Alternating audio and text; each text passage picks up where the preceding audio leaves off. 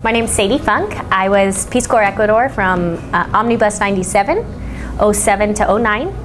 And I served in Campana, which is a small Quechua community in the Oriente or the Amazonia.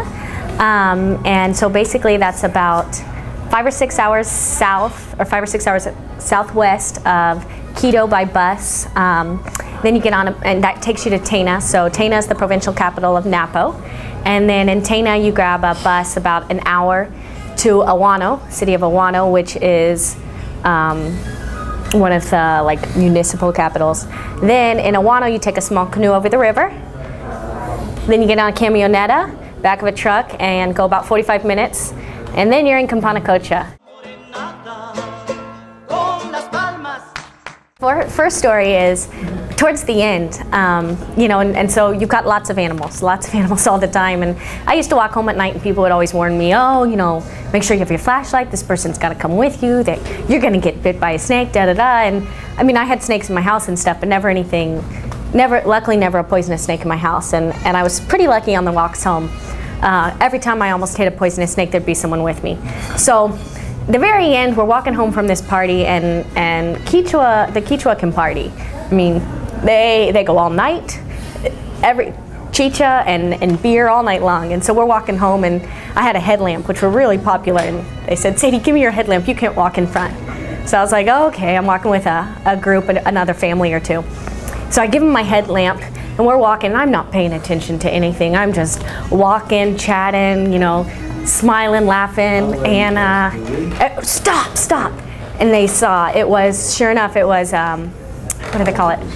South American pit viper, laid across the road, and they start, the two guys and one of the little kids start pegging it with a rock, and 30 seconds before I can think, it's dead. And so one of the guys walks over and he picks it up and he bites off the tail and he chews it, and then he slings it into the jungle, like further in, and he was like, that tells them not to come back again. And I was like, wow, I'm really glad I didn't walk home alone tonight. Good thing they're looking out for me. So that was one story. The other awesome story is just you know, because you're there, you get to experience everything. And so me and some of the other local volunteers worked with my friend Andrew Birdsell, his community of Pucachita, which was upriver from me about 2 hours. And so he and 3 guys from his community built a balsa raft and packed it up, built this balsa raft, came downriver, picked me up, and a couple other guys had started with him. They came downriver, picked me up in my community because we were located on the Rio Napo. And I got on the Napo raft, waved my community goodbye, see you later, you know. And we got to go down by Balsa, Rio Napo for 2 days. Came out just right before Coca.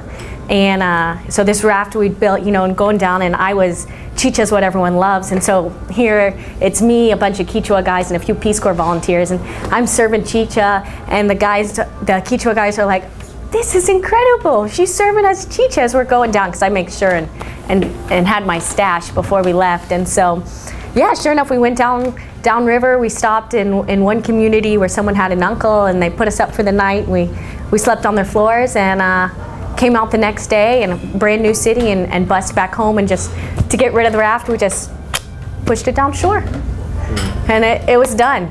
So that was pretty cool.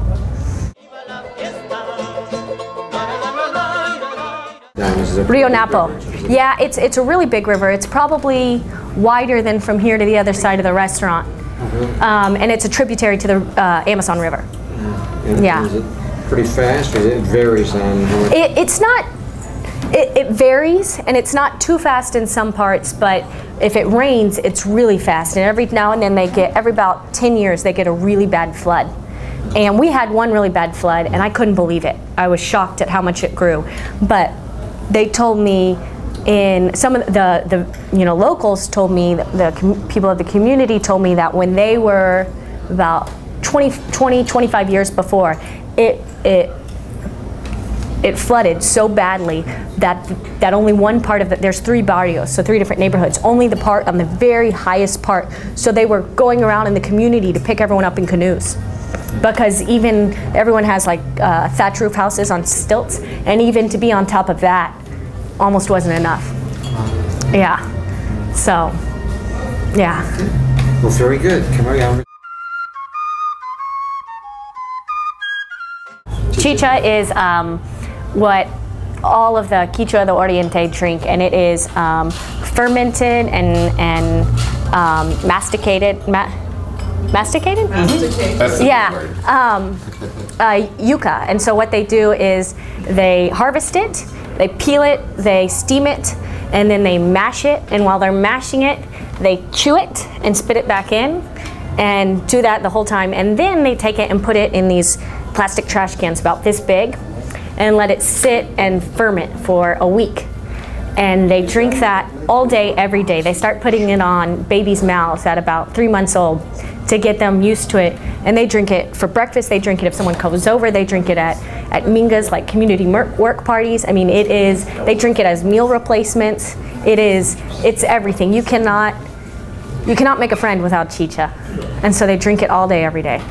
Now, is it an alcoholic beverage? It's alcoholic. It's like a little less than beer. And what they do is they take it and they use their hands and they mix it with water. And they mix it all up. And how you drink it is if you go to someone's house, they make a big old pot. They make it a big old pot, and the whole time as you're drinking it, they're cleaning it with their hands and just squeezing stuff out. And so everyone has little bowls, and they give you a bowl to drink out of, your bowl of chicha. But so you drink, and then right before you finish, you go and you give it to the woman of the house to drink, and she refills it and brings it back to you, but she doesn't drink it yet. And then you give it to someone in the house, and they drink as much as they can, refill it, and bring it back to you. And you go through, and everyone's just drinking same stuff, mixing it, and you go through. I mean, just really just like large pot after large pot. But it's how everyone gets along. Everyone makes friends. It's what you do in the afternoon. Now, so you don't quite finish it when you pass it? So you don't finish it, because then someone will refill it. When you finish it all the way, that's like, I'm done, enough. And so the old women are really the pushers. I mean, if you're 60 years old, I've never seen a 60-year-old woman push like they do in Campana Cocha. They literally have opened my jaw and poured it in. But it's great. The first few times you're like, this is disgusting. But then after that, you're like, I could use a bowl of chicha, you know? I'm a little bit hungry. So yeah, they mix it with water and pretty much, you know, whatever the water source is. So chicha, you're not going to get rolling over drunk on chicha alone. You can get pretty drunk. They have another kind, I can't remember what it's called right now, but that they make of platano. And that, when you cook it up, actually turns red, and that's a lot stronger, and you'll get more drunk on that. So, but it's not like caña. It's not like you know, like they'll make alcohol of sugar cane, and they call it 25, because 25 cents is enough for me and you to be so drunk we can no longer say 25. But that also, they call it a worm killer. So clear out your stomach. Mata bichos.